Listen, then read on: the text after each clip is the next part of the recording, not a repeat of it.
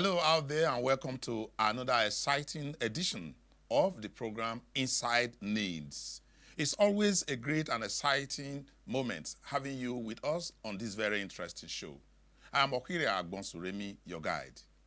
In today's episode, DG Nilds speaks on the need for repositioning of the institute, reveals rationale for setting up an academic advisory board, establishment of a University of Legislative Studies advocated.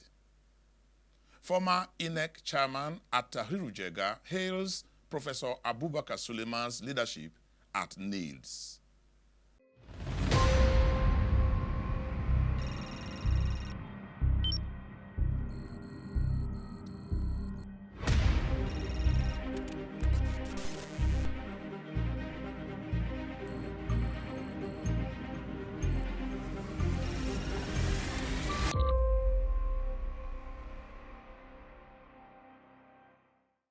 Welcome back to the program.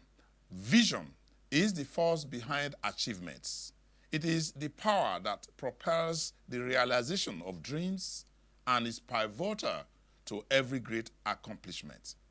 It was this vital ingredient that ignited the heart of Professor Abubakar Suleiman and propelled him to set up key committees to reposition the institute immediately after his appointment as Director General of Nilds.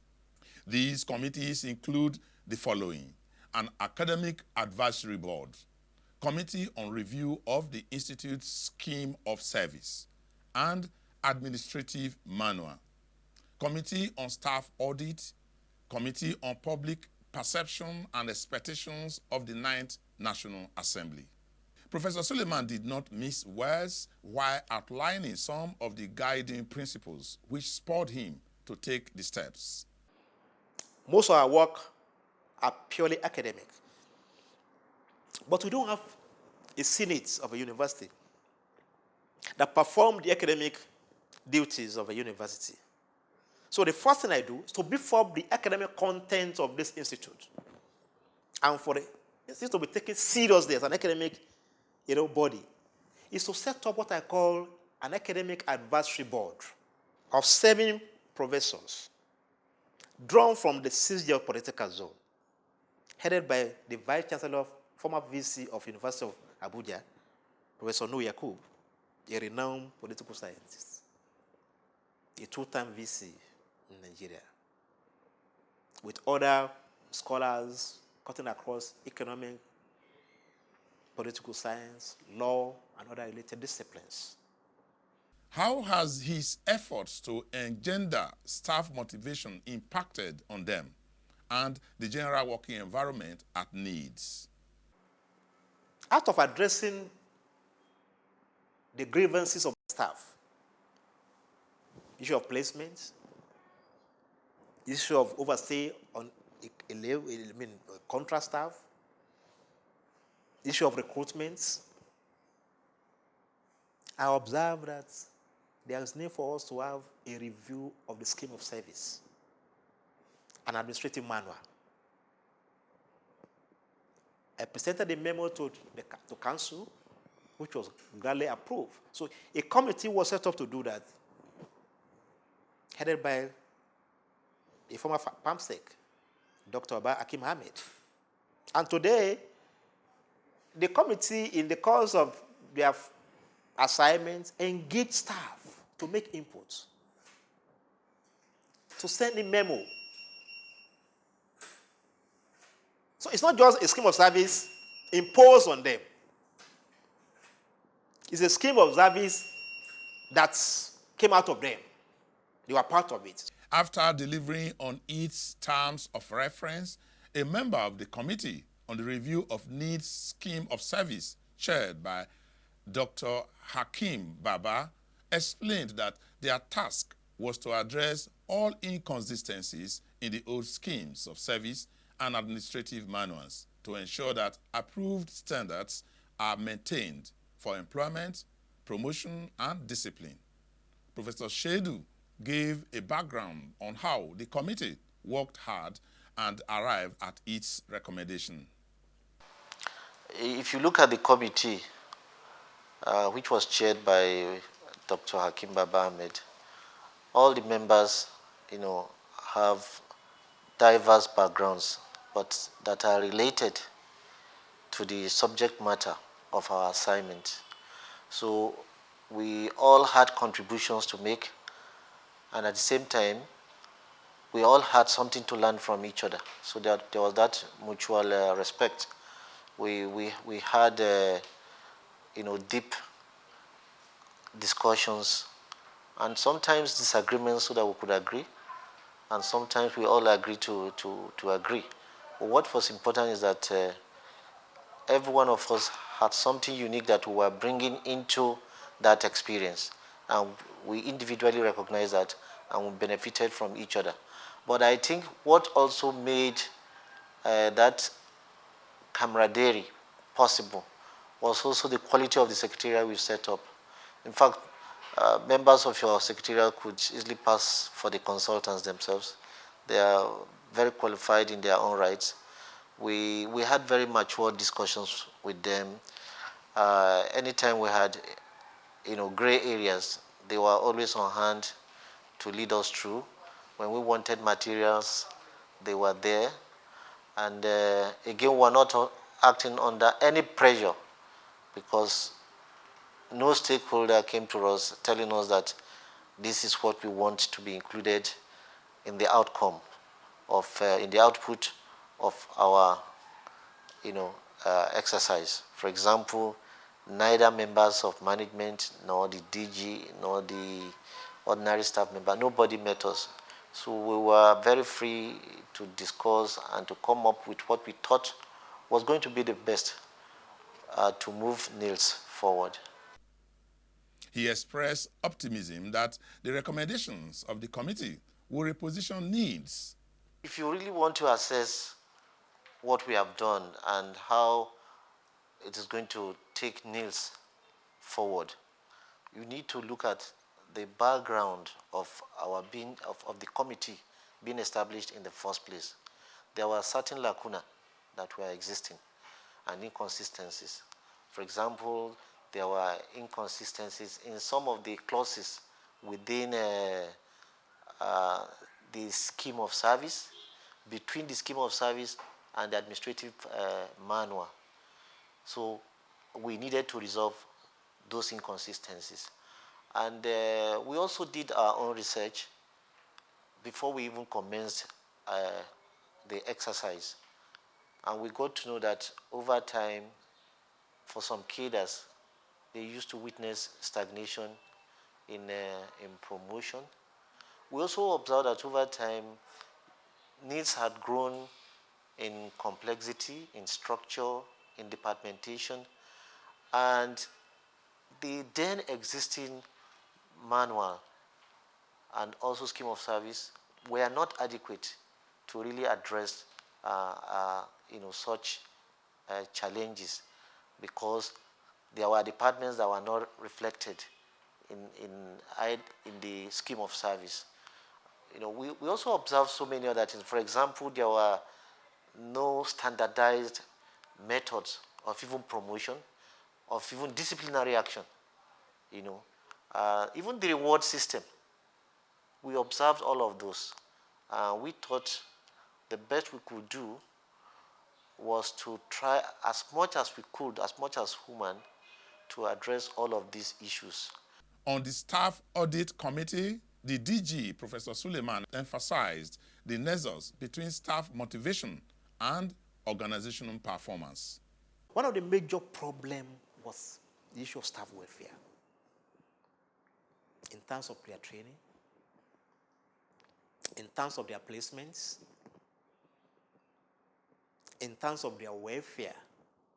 So, and the first thing I did was to address most of these issues. Yes, I have some staff that were on contract for years, and they have been agitating for permanence. I set up a committee to look into that, and all that were affected were looked into. The ones that fall within my power to address, I address them. The ones that I need to push forward to my council, I did. Professor Kayode Omole, who chaired the committee, said the importance of assignment was not lost on him and members of the committee. He expressed confidence that the work of the committee would help achieve stability and internal control at the Institute. We are quite aware of the importance of an assignment of this nature. One of the principal reasons for this assignment is to reposition the Institute for stability and for internal control, which is very, very important in any organization. We also know that it is good for quality. It's a sort of quality control mechanism for personnel and in fact for their productivity. It also makes for a healthy working environment, relatively free of rancor and protest. It also makes for good administrative data and logistics of personnel. So without sermonizing, we are fully aware of the importance of this assignment. What does the Director of Administration and Human Resources think of the initiative? Having come from a background of banking and academics, I know that it's important to have sometimes several layers of control. You have internal control, you have inspection, you have so many other layers. And the total aim of all this is to ensure that there is transparency, there is absence of irregularities. Well, irregularities happen, but when they happen, when there is audit, they're exposed and then they're corrected. And then going forward, the system will be more efficient and more streamlined and more effective. We'll take a break and we'll be back shortly.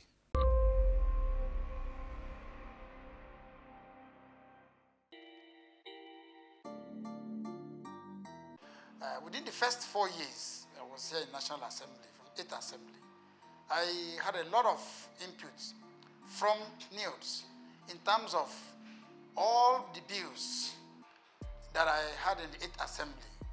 Most of them, I never knew if you submit your bill, to be moved on the floor of the House, that they send a copy to Nilds.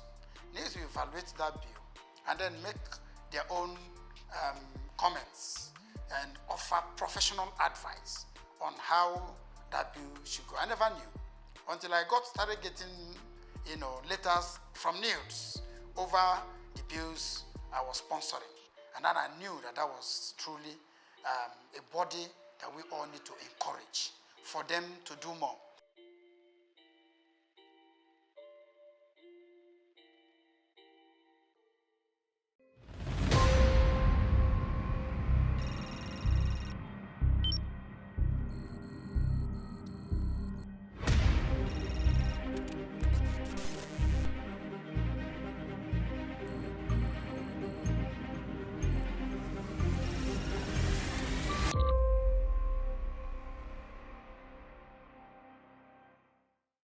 Welcome back.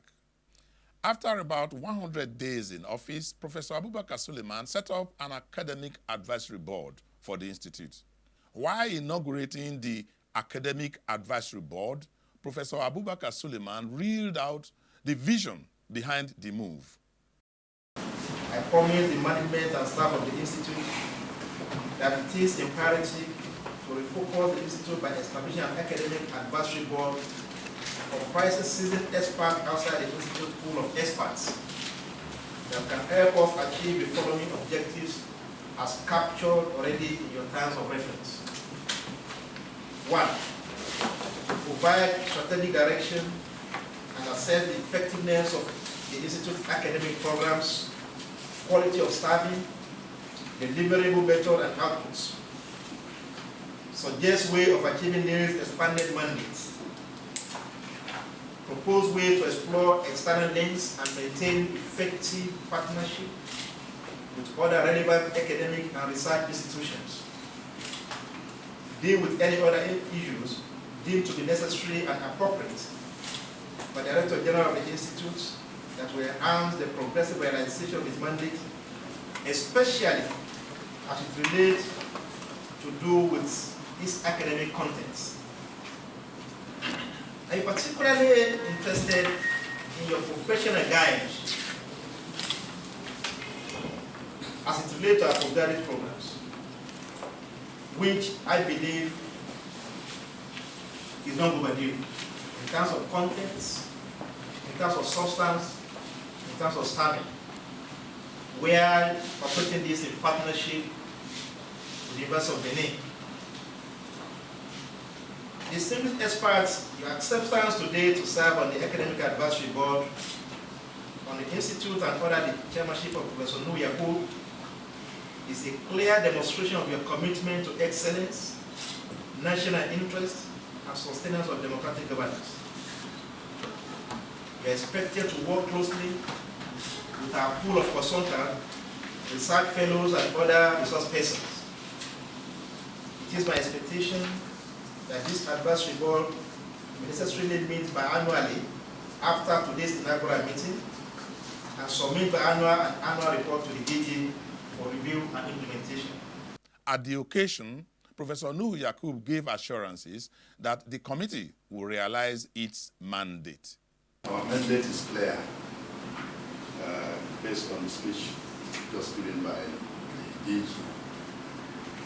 And I will assure you that we shall do our utmost to ensure that the mandate of the Institute, particularly the reforms being carried out, are achieved, and achieved very comprehensively. He advocated the establishment of a University of Legislative Studies.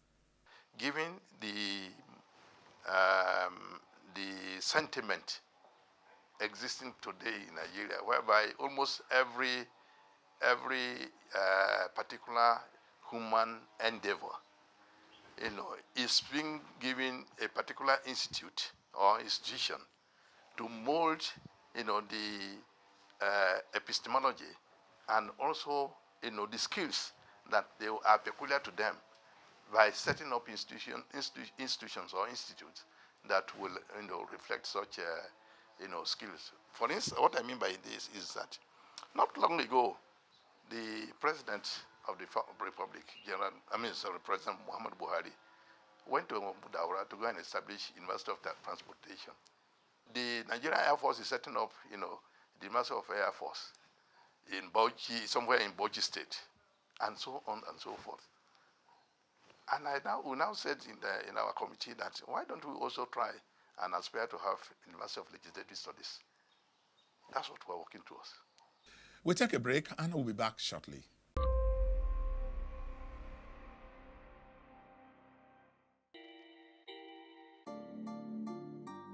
In a budget of over 13 trillion,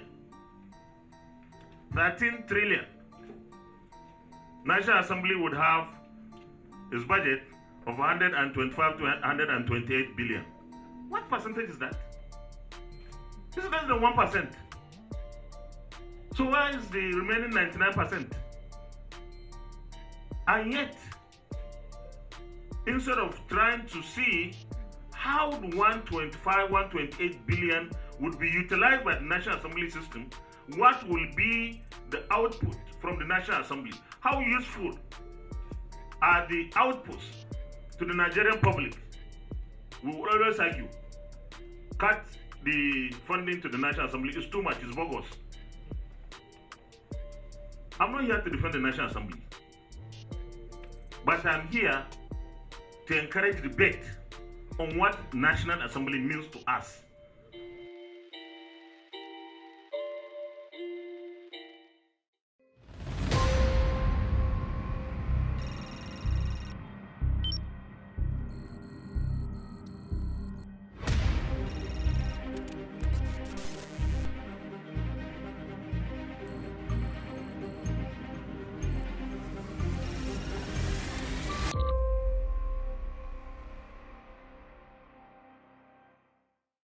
Welcome back.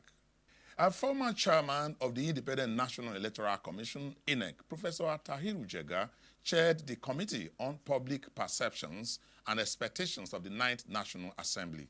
While inaugurating the committee, the DG, Professor Suleiman, said the move was born out of the need to examine what was expected of the 9th Assembly, backed by research study. As a research institute that we are, we need to subject this position to an empirical intercourse. I used to say one thing, that any policy that is devoid of research work will not last. We need to interrogate the public, the constituents, on what they think should be the duties of this 9th Assembly. Professor Jega was at the National Assembly to present what we call the assessment of the 8th Assembly. One thing that struck me, which was not unexpected from you, is the fact that you said what they didn't want to hear. And that is to say that the 8th Assembly has not done money. Politicians don't want to hear that. But you said it. Right there on that integrity, the management of the institute thought it wise again to bring you on board to chair this technical study with other members of academics. While accepting the task and promising to deliver, Professor Jega commended the DG Nilds for adding tremendous value to the institute and urged staff to support his efforts. On behalf of my colleagues, members of this committee, I would like to express our thanks and appreciation to the Director General of Nilds for finding us worthy of this appointment and this national assignment. There is very clear value addition for the progress and sustainability of the center within this very short period of time. And you deserve all the support you can get in order to actualize your vision of turning the institute into a center of excellence, not just in Nigeria, but all over Africa. So I have no doubt that my colleagues and I, sharing your vision, will do our best to deliver on this assignment in all the specific terms of reference you have articulated, and God willing, within the time frame that you have given us. Time is no longer on our side, and so here we draw the curtains on today's show. Before I bow out, however, let me recall a statement by Charles Kratoma, and I quote, "Ideas matter. Legislative proposals matter. Sleek campaigns and dazzling speeches can work for a while, but the magic always wears off." I'm Okiria Agbonsuremi. Very many thanks for staying with us.